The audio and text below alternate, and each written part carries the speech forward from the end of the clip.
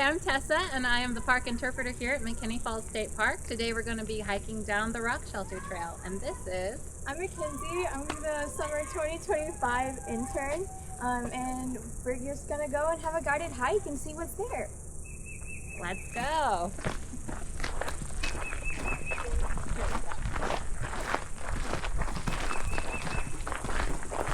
When was McKinney Falls founded as a Texas State Park? Do we know? 1975. How dare you? Oh, that didn't go as planned, but we can just dampen this audio.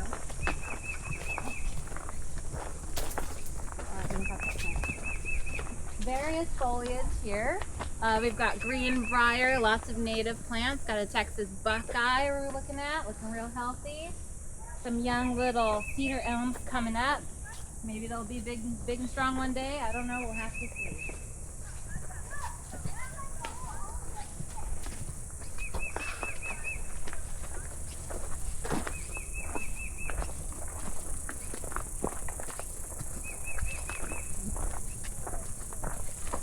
What kind of birds might we see on this trail? Yeah, so we have a host of birds that call McKinney Falls State Park home. Right now it sounds like we're hearing a cardinal, but you can find anything from a white-eyed vireo to cardinals, blue jays. We have a family of crows that live here. We're visited by ravens every now and then, and a bunch of migratory birds, including painted buntings, which are really exciting to see. We're ever at the headquarters here at McKinney Falls at the ranger station.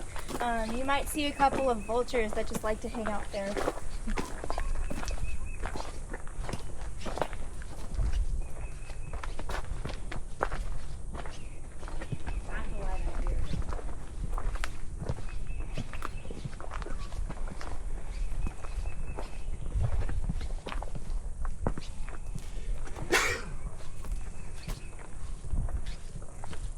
And here we have a bunch of Turk's caps as well as inland sea oats. Both of these plants help keep cliff sides together with their long roots, so they help prevent erosion. And then that takes us down to Old Baldy, the park's oldest and largest bald cypress tree.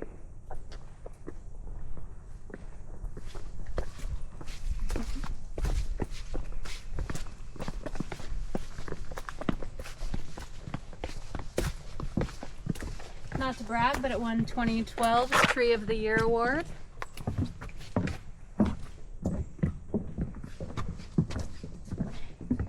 And here it is in all its giant glory. So this is a bald cypress tree, estimated to be about 500 to 600 years old. We're not quite sure about the age, but that's an estimate based on the circumference of the tree. So it is both a coniferous and a deciduous tree. Coniferous means that it produces cones, and deciduous means that it loses its pines in the pine needles in the fall. And I can see some vultures perching up on one of the branches. So like Mackenzie mentioned, we also have a lot of vultures here. And the tree that you're seeing here is about half of it. The other half is underground as the root system. These roots reach all the way down to Onion Creek, and they suck up the water like straws.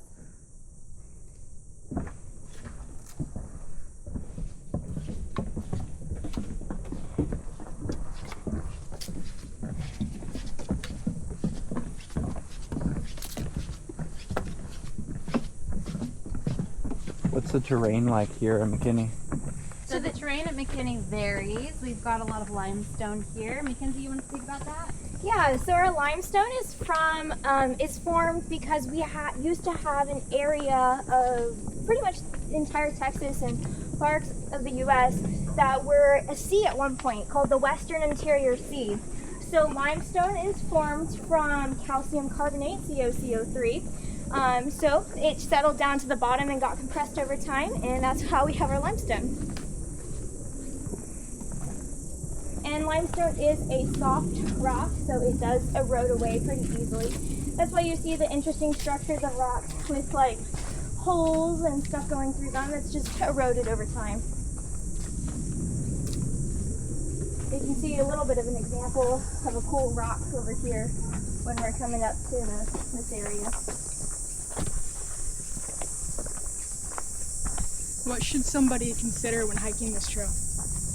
You should consider it's gravelly a little bit, and the limestone can be slick if it's wet. So just be aware of your weather. Definitely plan ahead and prepare. Leave no trace principle number 1. Bring water, sunscreen, hats, anything that you might need to make sure you have a successful trip outdoors.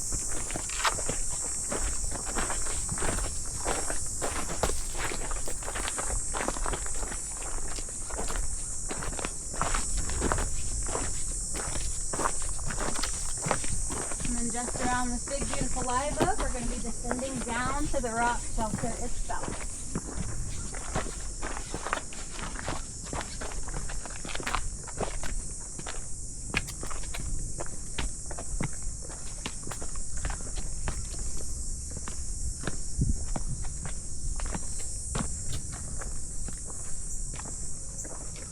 Nice interpretive sign here. Gives you a little bit of information about the rock shelter. And we'll talk more about that when we get in there.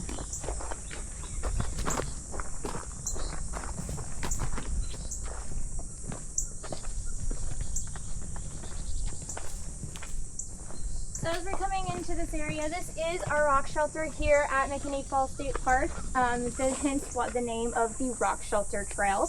It is actually a registered archaeological site, and it's really cool that we get to see it just in person here.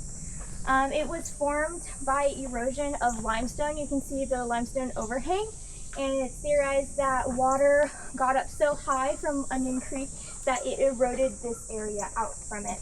You can see all the layers from the deposition when it was the sea as well as you look at the limestone. This is called the Smith Rock Shelter Site, and I believe it's because of who owned the land at the time that it was found and excavated a little bit. We have had some excavations, but they're not for public record. They're in records at TPWD. So this was all flowing with Onion Creek, and that's how we got this overhang rock situation. And there's some rock shelters that are wet rock shelters. This one's pretty dry. But some rock shelters are wet and they have water dripping from their ceiling, so that will actually form stalagmites and stalactites. Which, if you ever don't know what is what, stalactites are the ones that are holding tight to the ceiling so they don't fall. And why is this one a dry one versus other wet ones? Probably the environment of this area that it's in. But this rock shelter was probably occupied around 1300 to 400 years ago by the Toya culture and I believe the Tonkawa people. That's right. When they excavated this area, they found various artifacts such as pottery shards and arrowheads and spearheads as well. And not only did indigenous folks make this area their home, we have plenty of little sections of the top of the rock where cliff swallows have built nests. Also home to lots of little scorpions. And our personal favorite here at McKinney Falls State Park, the daddy longleg. So you can see a big cluster of them here. Usually they like to hang out in bunches of hundreds, if not thousands. And if they're jostled, they do a fun little dance maneuver, which is just really great to see. But if you look out over the overlook here, you can definitely see why folks have chosen to make this their home. It's close to natural resources like the creek, as well as providing a natural structure to keep you safe from the elements like rainstorms and other inclement weather. How can visitors best respect this space? Visitors can best respect this space by leaving no trace, and that means having everything you need whenever you go out into the outdoors so you don't have to take from the surrounding resources. Packing in, packing out, so anything you bring into the park, we ask that you take it out. And then also being aware that other folks want to enjoy the space as well. So keeping more of a low voice, not blaring music, and just letting yourself enjoy the natural environment.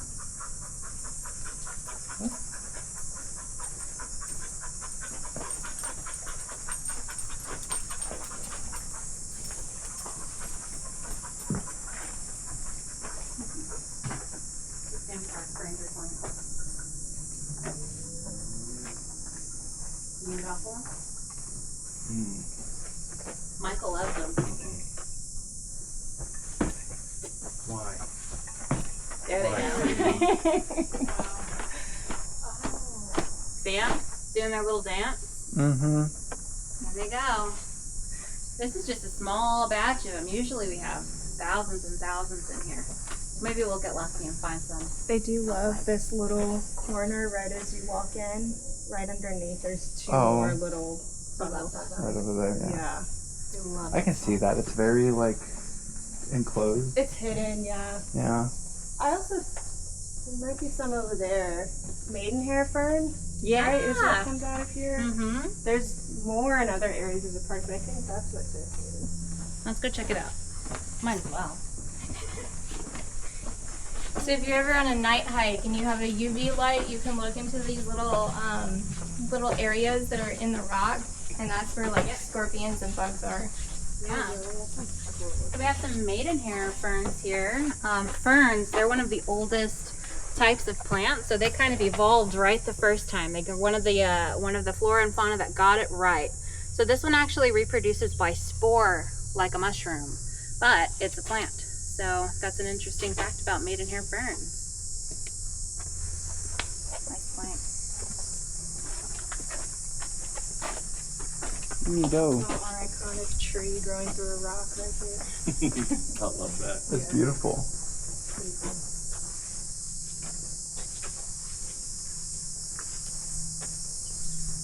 And since we haven't had a lot of rain recently, well, we've had some a few weeks ago, but it's very still right now in the water, so we're seeing a lot of algae and growth on our water surface. Yeah, looks like a little snake was here. A little snake lie here. Y'all know what's this? No, I don't know what that is. I saw that though. Kind of looks like a spittle bug, Yeah. but I'm not sure. Watch it.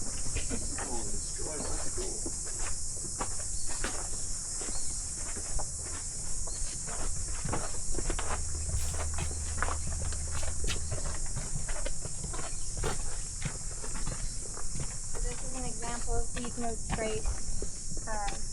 You can see that some people have left either trash or whatever in the wild, and a bird has picked it up and made it into a nest. So we just try to avoid that and make sure it doesn't happen. Looks like no one's home. It's been here for a couple of weeks, I think. love that.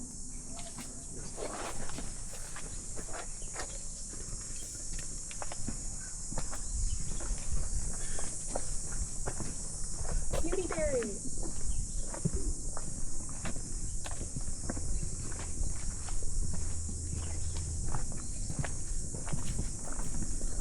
There's a little bigger tree in our front yard down the side of it. See, this is fruit.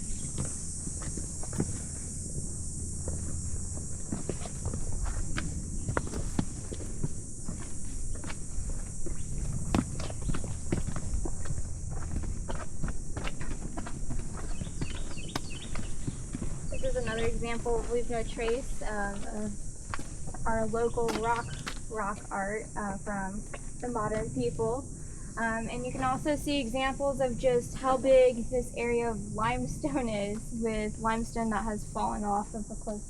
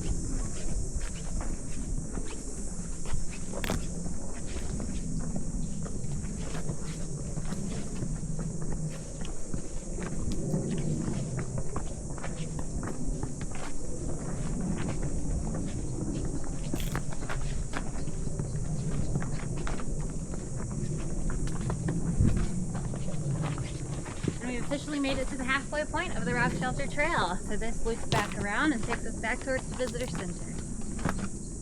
Are there any other cool spots that we can stop at on this trail? There's the overlook that overlooks the top of the rock shelter.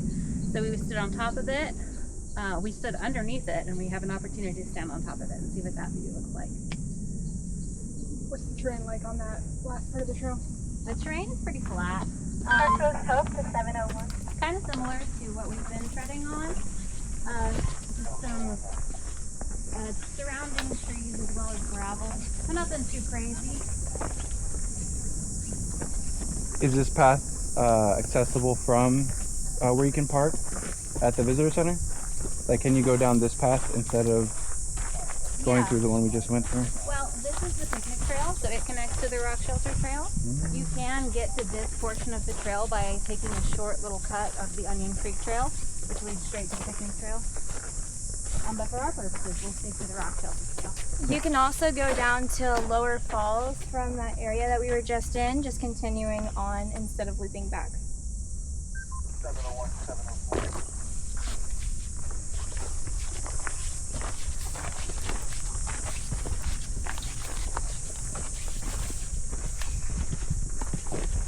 Along this trail, we have some interpretive signs to let you know a little bit more about the plant. That's an ash juniper tree.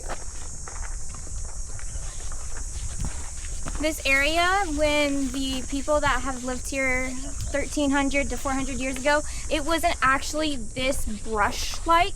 It wasn't this thick. It was not, it was more sparse. And so, like, if you were going to go do a survey right now, you would have to wait till winter because of all this lush life that we have here now. How fast would you say all this brushland came in, more or less? Probably within the last 1300 years since those people were here. The climate from that time period also has slightly changed, so that's why plants have started to move in.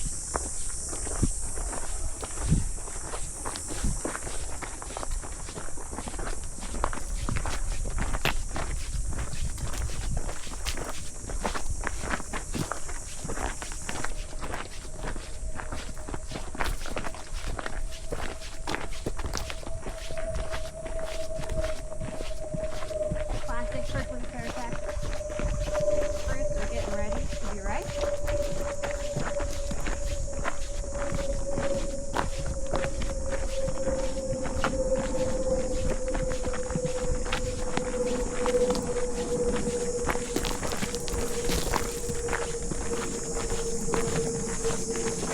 And here's an overlook point that takes us on top of the rock shelter that we were just underneath. So you can see the view from above.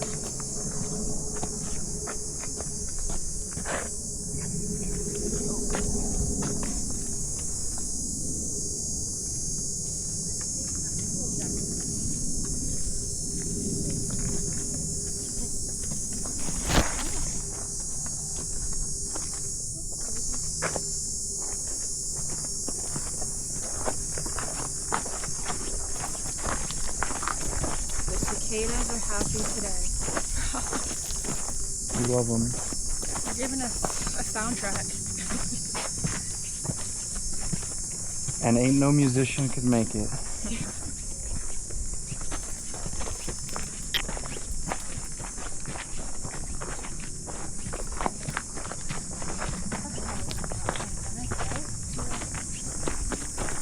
I wanna, End it? yeah, end it here. Understood. Wanna say words? Thank you for joining us on this hike. If you wanted to continue on to the visitor center, you can go along this pathway that says Rock Shelter Trail. There are two ways that you can go. You'll pretty much end up at the visitor center either way you go, speaking from personal experience. But going down will get you back on that path that we were already on, and then going up, if you're continuing on the Rock Shelter Trail from this point, past the overlook, it will get you on close to the Onion Creek Trail and the picnic trail. Thank you for hiking with us today. This has been the Rock Shelter Trail at McKinney Falls State Park.